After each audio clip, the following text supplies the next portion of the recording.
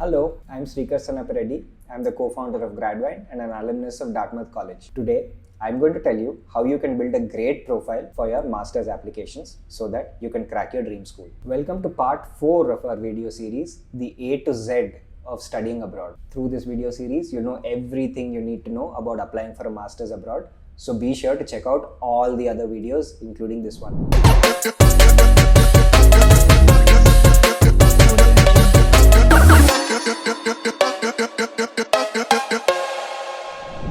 In order to build a great profile for your master's applications, you need to know what admissions committees care about the most. What are the most important elements in their eyes that will lead to them accepting your application and think of you as a strong candidate. So here are the factors that admissions committees care about that I will elaborate on for the rest of this video. First is your GPA. Next is your co-curricular activities, which are your internships, research papers, any projects or your work experience. Number 3 is the GRE. Number 4 is your statement of purpose. Number 5 are your recommendation letters. Number 6 is your resume. And number 7 are your English proficiency tests. Stay tuned for more details on why these are important and how important they are in relation to each other. The most important factor in your master's application in the admissions committee's eyes is your GPA. Now, a lot of you might hate me for saying this, but think about it this way, right? If you are applying for an MS program in a field that is related to what you've studied for your last 4 years or 3 years in your bachelor's, your academic performance for the last 3 years or 4 years is, in the admissions committee's eyes, the most reliable indicator for your success in a graduate program that's going to be teaching you similar things at an advanced level. Therefore, scoring well in your undergrad and having a good to decent GPA is important. Now, in the admissions committee's perspective, a GPA of above 9 points on 10 is outstanding and you will be an exceptional candidate. A GPA of anywhere between 8 and 9 still makes you a very good or strong candidate. And in general, a GPA of a 7.5 plus is still considered pretty good. However, it also depends on the programs you're applying to. So don't take this one size fits all comparison as the golden standard. Now, just because I said the GPA is the most important factor, please don't run away. There are 6 other factors, some of which can compensate even for a lower GPA. Watch this video to know how.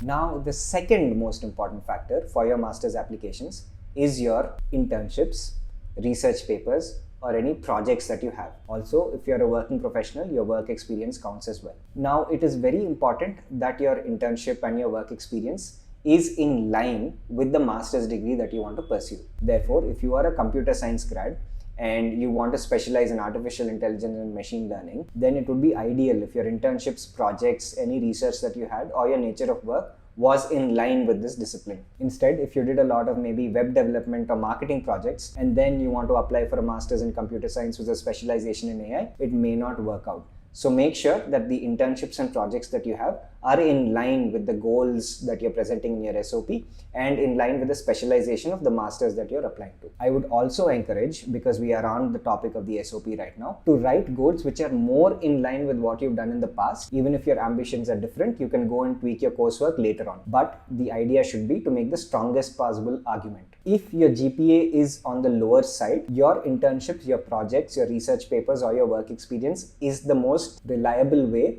through which you can compensate for a lower GPA. Remember that the GRE cannot really be a compensation for a lower GPA, but your body of work in the technical domain that you're studying and what you intend to study in the future can be a reliable compensation. Now, based on what I've told you, some of you might be worried that you may not have a research paper or you may not have work experience. That is still fine. All of these factors are activities outside the classroom through which you furthered your interest in your field of study. Therefore, even if you don't have research papers, it will be fine if you're applying for non-thesis track master's program. However, if you're applying for research heavy programs or thesis track programs, then it is ideal that you have some sort of research experience. Similar with work experience. If you're a fresher coming out of college, but your body of work through internships and projects is strong enough, you'll still be good enough for a lot of top master's programs. I only grouped all of these together because they are very similar in terms of the results that you'll put out. Now, a lot of you might be wondering that I've not addressed the elephant in the room that you are constantly thinking about, the GRE. Well, I've consciously put GRE after the 2 previous factors because it is less important. Your GPA and your academic credentials and all the work you've done that is relevant to the field of study in your masters is far more important than the GRE, which is just an aptitude test which tests your basic English and math. Now, the GRE is used as a filtering parameter by various universities. Therefore, if you get a score of a 315 to 320, you're fine for a lot of top programs. In fact, I've seen so many candidates, even with a 305, crack top 10 admits for their field of study if their GPA and projects are good. So the GRE falls later in the pecking order. Don't worry about it too much. Of course, when we talk about the GRE, can the TOEFL, IELTS or Duolingo be far behind? Well, these are even less important down the pecking order. These are tests that universities use to determine whether you can read, write, understand and speak English well enough to understand classes which are going to be taught in English. Therefore, if you clear the bare minimum cutoffs for these tests, you should be absolutely fine. Somebody who has a score much higher than the cutoff has no significant advantage over somebody who just clears the cutoffs. Usually, most good universities have an IELTS cutoff of around 7, and if you have a TOEFL score above 90, you'll be by and large fine. Some rare cases have IELTS cutoffs of 7.5s and TOEFL cutoffs above 102, but none higher typically. Now finally, of course, even if you have all the body of work, all the great grades, it is how you convey it that becomes very important. This is where your statement of purpose is a very important document. The projects that you've done can seem better than what they actually were if you write about them well enough. Similarly, the converse can also be true. There needs to be a coherent narrative you're putting together in your statement of purpose, which shows that you spent the last couple of years working towards a very solid goal, and all the choices you've made in terms of internships, projects or research was with a common objective in mind. If you show this level of focus to the admissions committee through your statement of purpose, then you are in a very good position to secure your dream admit. Now that I've told you how important SOPs are, you must be wondering how you can craft a brilliant document that can crack you your dream admit. Well, we at Gradvine would be happy to help you out, just like we have for thousands of other students in the past 7 years. Continuing on the theme of application materials, you'll have to understand that letters of recommendation are also very important, yet they are so often ignored.